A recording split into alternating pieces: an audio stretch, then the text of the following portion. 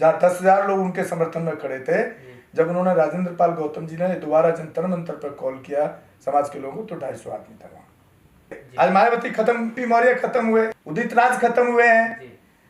जो समाज से भटका है, जिसने मनुवादी सिस्टम को अडॉप्ट करने की कोशिश की है, वो कहीं ना कहीं या मनुस्मृति या ब्राह्मणवादी सिस्टम को, अब परशुराम की मूर्ति लगाएंगे तो बहन जी भी तो ब्राह्मणवाद की बात कर रही है। और राजेंद्र पाल गौतम अगर समाज की लड़ाई लड़ने के लिए अगर उन्होंने ये काम किया था, तो उस लाला की दुकान में जो मंत्रालय से इस्तीफा ले लेता है, तो उसमें वो क्यों है? उनको छोड़ना चाहिए।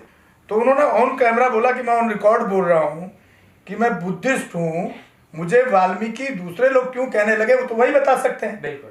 तो ये जाति की मानसिकता जो है, जाति को मजबूत करने में जो तंत्र है, वो कहीं ना कहीं बहुजन समाज भी जिम्मेदार है। हम अनुवादियों को जो रोजाना भौंकते हैं बिना मतलब के, वो भौंकना बंद कीजिए, अपने आप में सुधार कीजिए। राजेंद्र पाल जिस मीटिंग में जाते हैं, हर मीटिंग में सबसे पहले वो वाल्मीकि ऋषि को नमन करते हैं। अगर ये आप पार्टी को नहीं छोड़ेंगे तो समाज इनको आने वाले टाइम में नकार देगा। बिल्कुल। और उसका रिजल्ट चालू हो चुका है, ये आपको बता रहा हूं मैं। बिल्कुल। उसके बाद उनका जंतर मंतर पर जो प्रदर्शन है, उसमें मात्र 250 आदमी था वहां पर। बाबा साहब के दौर के बाद में से माननीय कांशी राम है। लेकिन राजनीतिक प्लेटफॉर्म पे जो हमारी ताकत है, उसमें हमको नुकसान हो रहा है। सर, जिस तरह से आपने पूछा राजेंद्र पाल गौतम जी के बारे में कि क्या कुछ सोची समझी प्लानिंग है क्या? देखिए, सोची समझी प्लानिंग की बात तो मैं नहीं जानता, लेकिन आपको सामने से दिख तो रहा ही है ना।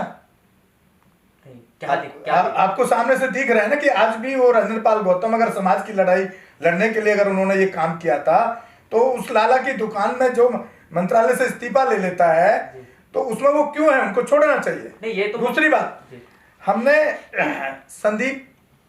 संदीप कुमार एडवोकेट इसी पार्टी में पहले राजेंद्र पाल गौतम जी की जगह मंत्री थे, और राजेंद्र पाल गौतम जी को उस दिन समर्थन करने आए जब 26 अलीपुर रोड पे जो प्रोग्राम रखा गया, जो उनके खिलाफ FIR उसके खिलाफ रखा गया। इसके खिलाफ नहीं रखा गया कि मेरा मंत्रालय चला गया। जो FIR है उसके खिलाफ पूरा समाज एकजुट होकर के, मेरे हिसाब से वहां 8-10 हजार आदमी हुजूम होगा। और उसमें एक एडवोकेट संदीप कुमार, जो पूर्व मंत्री इसी मंत्रालय के मंत्री थे, शेड्यूल कास्ट समाज से आते हैं, बहुजन समाज से आते हैं और बुद्धिस्ट हैं। तो जब मैंने उनको पीछे उस दिन एक क्वेश्चन किया, क्योंकि उनको लोग वाल्मीकि के नाम से ज्यादा जानते हैं कि भाई आप तो खुद ही संदीप वाल्मीकि लगाते हो, बात तो आप बुद्धिज्म की करते हो, बाबा साहब की करते हो, तो ये कौन सा पर्सन, आप कब बुद्धिस्ट बनोगे? आप समर्थन करने आए, ये तो बुद्धिस्ट वाला मामला है। तो उन्होंने ऑन कैमरा बोला कि मैं ऑन रिकॉर्ड बोल रहा हूँ कि मैं बुद्धिस्ट हूँ, मुझे वाल्मीकि दूसरे लोग क्यों कहने लगे, वो तो वही बता सकते हैं।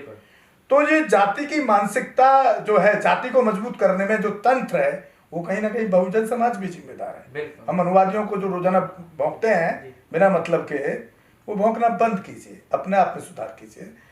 उसके बाद हमारा जो वो क्वेश्चन था, उन्होंने बहुत खूबसूरत जवाब दिया है, लोगों को प्रेरणा देता है।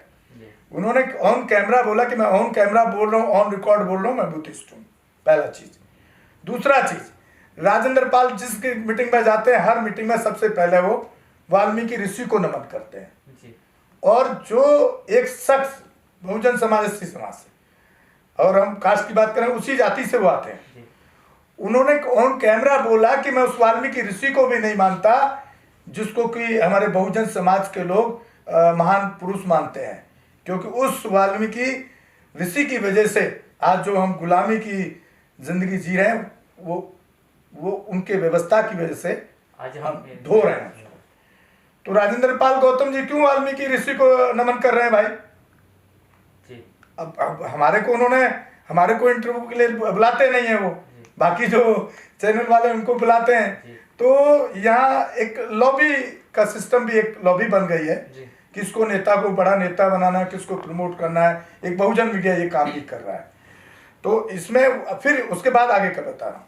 तो हमने उनको सजेशन दिया कि भाई देखो, ये राजेंद्र पाल गौतम जी अगर ये आप पार्टी को नहीं छोड़ेंगे तो समाज इनको आने वाले टाइम में नकार देगा।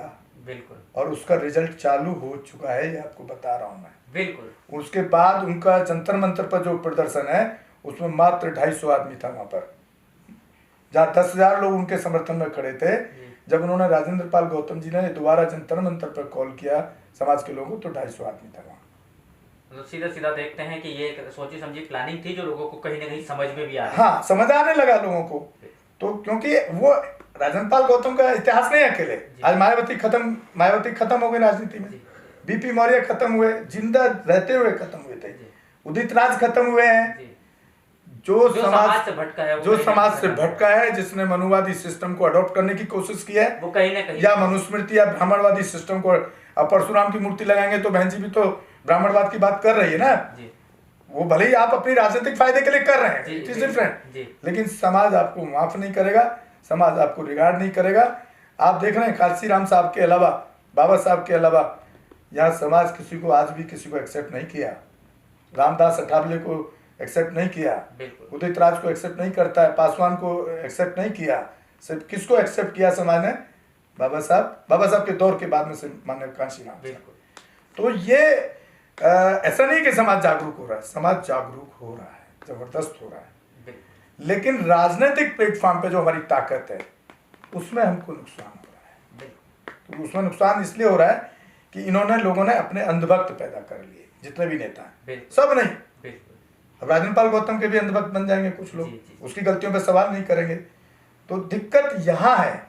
हो सकता है ये आप पार्टी की कुछ ऐसी हो कि भाई इससे एक हाईलाइट मामला होगा और पार्टी मजबूत होगी जी।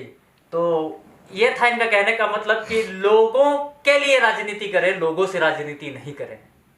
अगर आप किसी मूवमेंट को लेकर के काम कर रहे हैं और एक विचारधारा को लेकर के काम कर रहे हैं, समतामूलक समाज की स्थापना के लिए अगर काम कर रहे हैं, तो उसी विचारधारा पे आपको चलना भी पड़ेगा। आप पर्दे के पीछे क्या करते हैं, आज नहीं तो कल लोगों के सामने आता है और आपका वर्चस्व समाप्त हो जाता है, चाहे आप माने या ना माने।